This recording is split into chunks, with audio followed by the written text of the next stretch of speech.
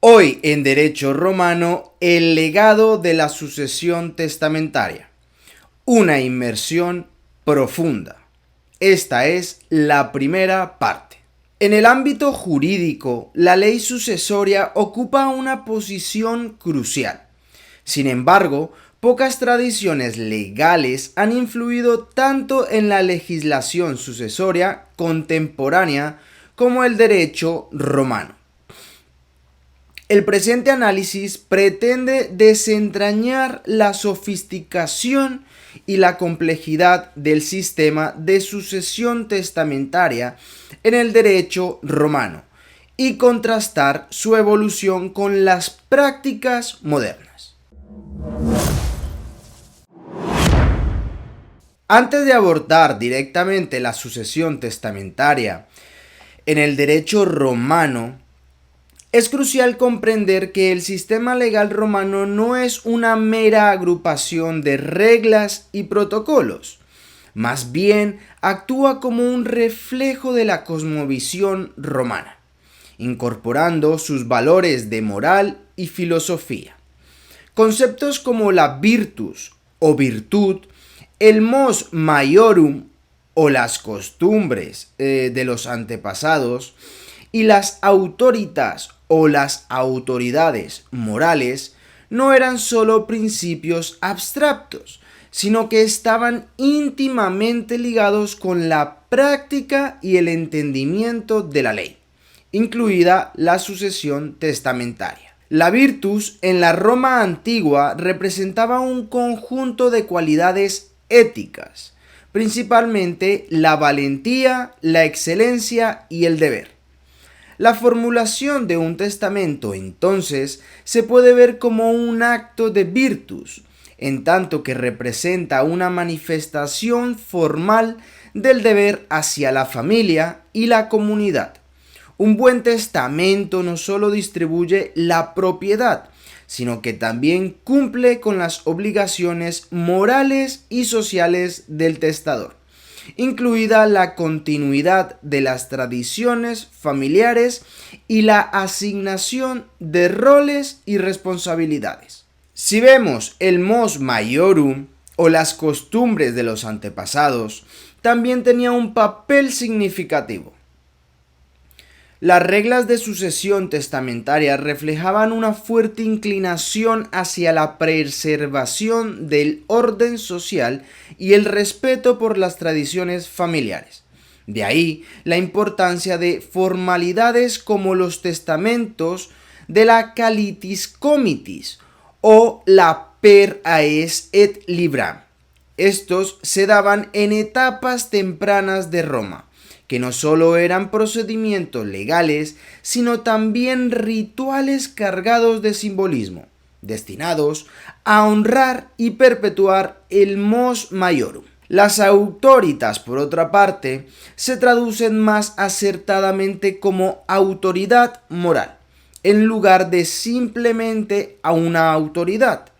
En el contexto de la sucesión testamentaria, quien redactaba un testamento no solo ejercía un derecho legal, sino que también asumía una autoridad moral al dictar cómo se redistribuían sus bienes y responsabilidades después de su muerte. Esto otorga un peso ético y moral a la acción de testar que va más allá de la mera transferencia de bienes. Uno de los rasgos más distintivos de la civilización romana era su compleja estructura social y económica, la cual tenía categorías que iban desde los patricios en la cúspide de la jerarquía hasta los esclavos en la base.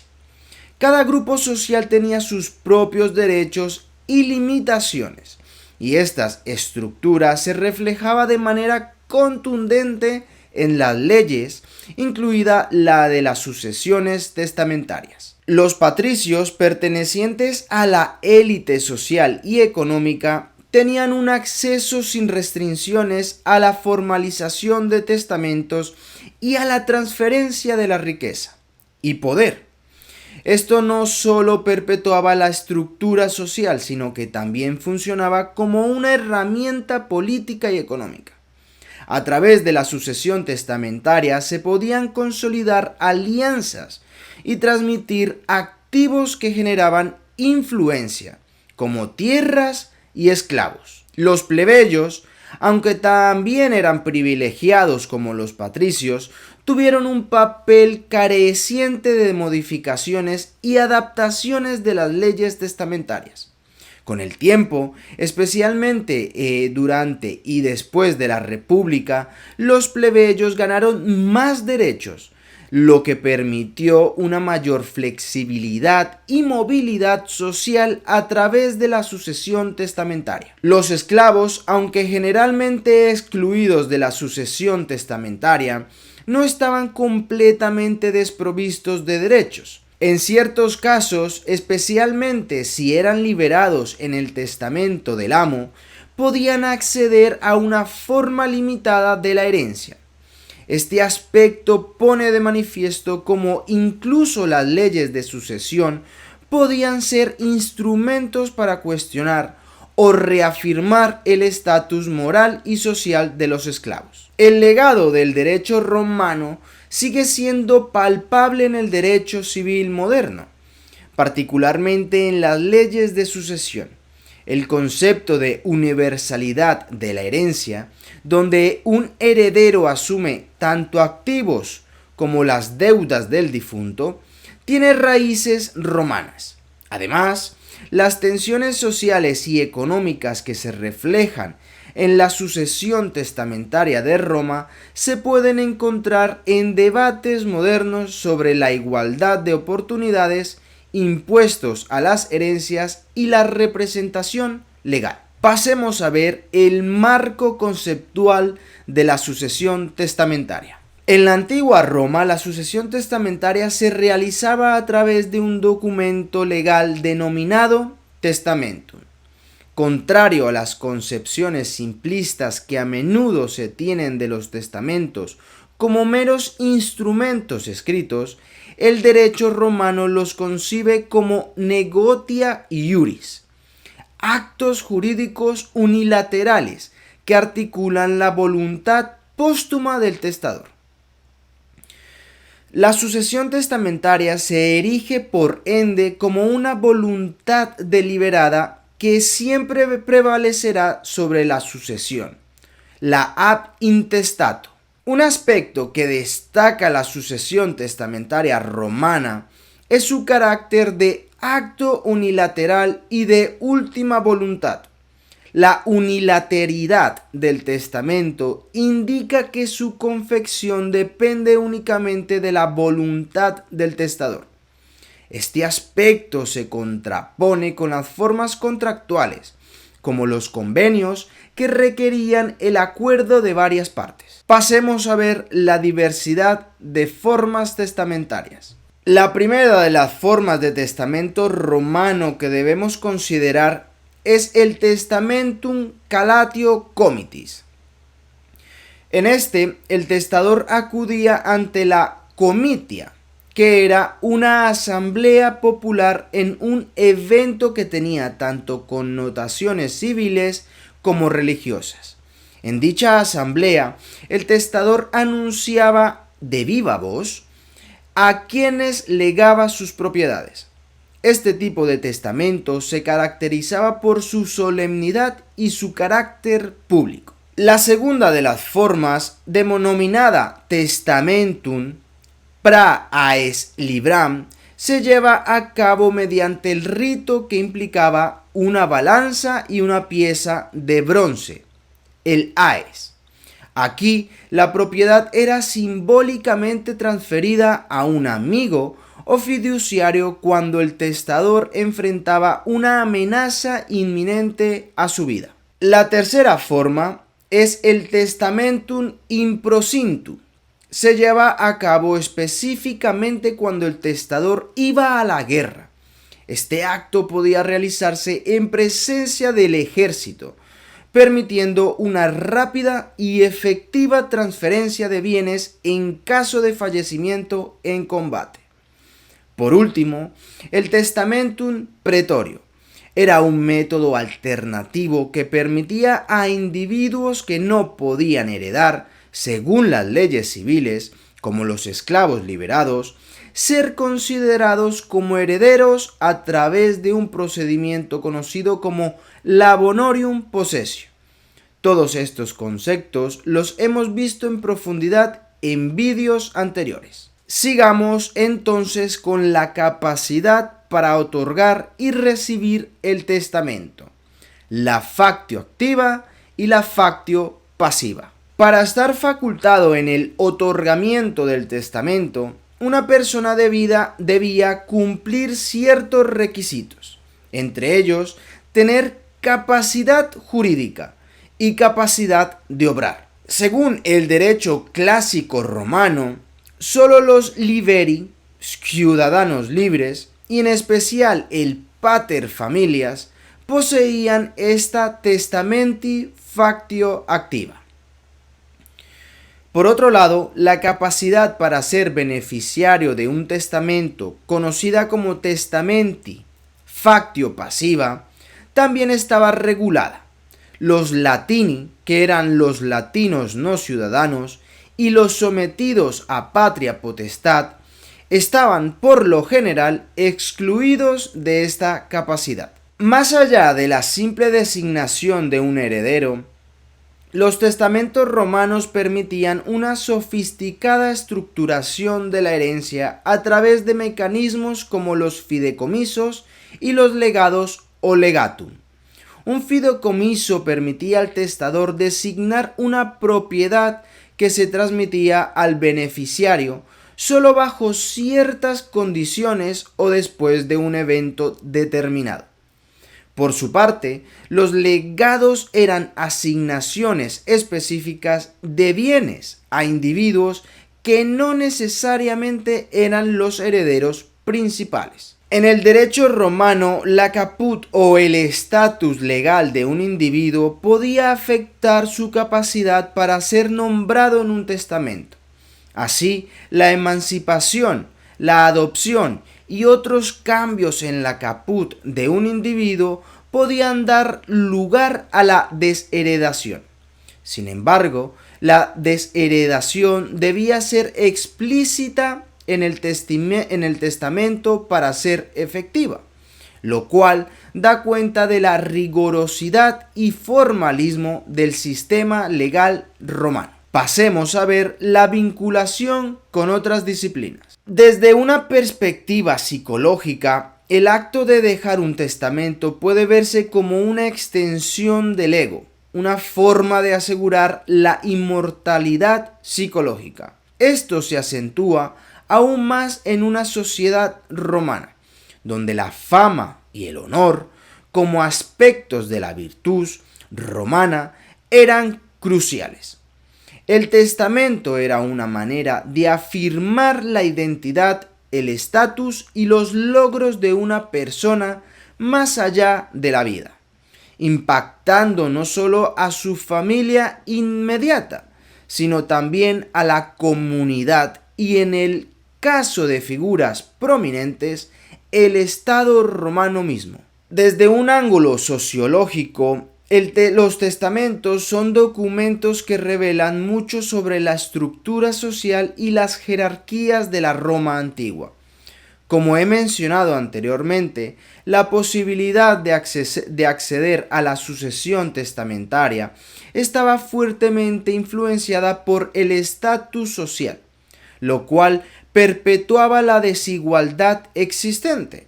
Además, dado que los testamentos podrían incluir diversas disposiciones como la manumisión de esclavos o la asignación de tutores para menores, también funcionaban como herramientas para la movilidad y la estructuración social. En una vena económica, los testamentos también eran una forma de administrar y transferir riqueza y propiedad. Esta transferencia tenía implicaciones en la distribución de la riqueza y el poder económico en la sociedad romana. Los testamentos podrían incluir una variedad de activos desde propiedades y tierras hasta inversiones en empresas comerciales, y su adecuada distribución requería un entendimiento sólido de las leyes y prácticas económicas de la época. La incorporación de estas diversas disciplinas en nuestro análisis de la sucesión testamentaria romana nos ofrece una visión holística de cómo estos aspectos legales no solo es un conjunto de normas y regulaciones, sino también un reflejo vívido de la psicología, la sociología y la economía de la sociedad romana. Al considerar todas estas perspectivas, podemos empezar a apreciar cómo cada testamento es, en efecto, un documento complejo que lleva las huellas de las preocupaciones individuales, las normas sociales y las estructuras económicas que eran predominantes en su época. Después de navegar por las complejidades del sistema testamentario romano, desde su anclaje en los conceptos filosóficos de virtus, mos maiorum y autoritas, hasta su interacción con la estructura socioeconómica de la época y su vinculación con otras disciplinas como la psicología, la sociología y la economía, llegamos a una etapa de análisis crítico. Aquí nos preguntamos, ¿qué implicaciones tiene este sistema legal antiquísimo para el mundo moderno? Una de las cuestiones más inquietantes es cómo las normas y valores romanos se reflejan en la sociedad contemporánea. Por ejemplo, aunque hemos avanzado en cuestiones de igualdad y derechos civiles, ciertos aspectos discriminatorios de la ley romana hasta hace poco limitaban la capacidad testamentaria para las mujeres y esclavos. Y aún así, hoy en día encuentra su eco en las prácticas legales modernas, que discriminan por género, raza o clase. El análisis del sistema testamentario romano también puede ofrecer lecciones en términos de gobernanza y justicia social. Las leyes de sucesión no son meros procedimientos para la transferencia de bienes, también son una expresión de cómo la sociedad equilibra los derechos individuales con las responsabilidades sociales, la adaptabilidad y la evolución del sistema testamentario romano. Esto demuestra cómo una sociedad puede modificar sus leyes para reflejar cambios en la moral social, una lección aplicable a nuestros propios debates sobre la reforma legal y social. Además, la capacidad de examinar el sistema testamentario romano a través de múltiples disciplinas demuestra el poder de un enfoque interdisciplinario para resolver problemas complejos. Aunque las leyes de sucesión romana pueden parecer un tema nicho, la combinación de perspectivas legales, sociológicas, psicológicas y económicas nos permiten abordar cuestiones más amplias de la justicia, la igualdad y la gobernanza. Desde una perspectiva estrictamente jurídica, el derecho romano, incluida su ley testamentaria, ha dejado un legado indeleble en los sistemas legales contemporáneos, especialmente en jurisdicciones del derecho civil. Al entender las motivaciones y limitaciones del sistema romano, podemos obtener una visión más compleja de nuestras propias prácticas legales, permitiéndonos criticarlas y en última instancia mejorarlas. En resumen, aunque separados por milenios, el sistema testamentario romano y sus preocupaciones contemporáneas no son entidades aisladas, sino puntos en una constelación de evolución social y legal. Su estudio no es solo un ejercicio académico, sino una forma de introspección social y cultural que nos insta a reflexionar sobre nuestras propias leyes, nuestras propias normas y por ende sobre nosotros mismos. Este análisis crítico busca ofrecer no solo una revisión exhaustiva, sino también una provocación intelectual, un estímulo para continuar interrogando cómo nuestro pasado informa nuestro presente y cómo podríamos forjar un futuro más justo e inclusivo. Hasta aquí el vídeo de hoy. En el siguiente explicaré la segunda parte de la sucesión testamentaria.